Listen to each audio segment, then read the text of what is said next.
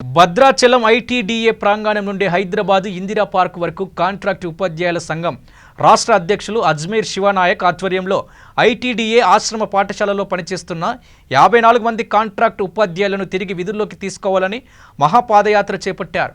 ఈ సందర్భంగా వారు మాట్లాడుతూ ఉమ్మడి ఖమ్మం జిల్లాలో 2005 నుండి 2019 వరకు గత 15 సంవత్సరాలుగా ఆశ్రమ పాఠశాలలో కాంట్రాక్ట్ టీచర్గా పనిచేశామని, ఈ విద్యా సంవత్సరం 54 మంది సిఆర్టీలను అకారణంగా తొలగించారని ఆవేదన వ్యక్తం చేశారు।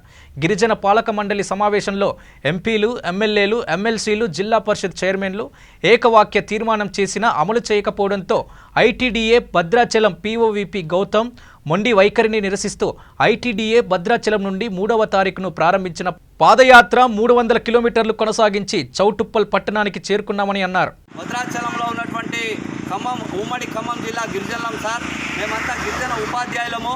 మా సమస్య కోసం ఈరోజు 9 రోజుల నుండి పాదయాత్ర చేసుకుంటూ వస్తున్నా కూడా మా గోడు ఎవరు కూడా వినిపించే పరిస్థితి లేదు। మా గోడు చెప్పడం కోసం మీ దగ్గరికి వస్తున్నాం సార్।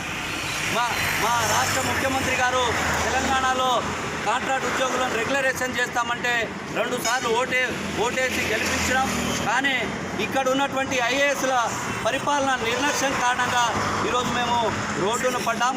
మేము మరి నార్కెట్పల్లి నుండి ఇక్కడ ఉన్నటువంటి చౌటుప్పల్లోకి చేరుకున్నాము। రోజు నడిచి మా కాళ్ళకు బొబ్బలెక్కుతున్నాయి, అయినా కూడా ప్రభుత్వము గిరిజన శాఖ పట్టించుకొని ఈ రాష్ట్రం ముఖ్యమంత్రి వర్యులు మా సమస్యని పరిష్కరించాలని చేతులు జోడించి నమస్కరిస్తున్నాం।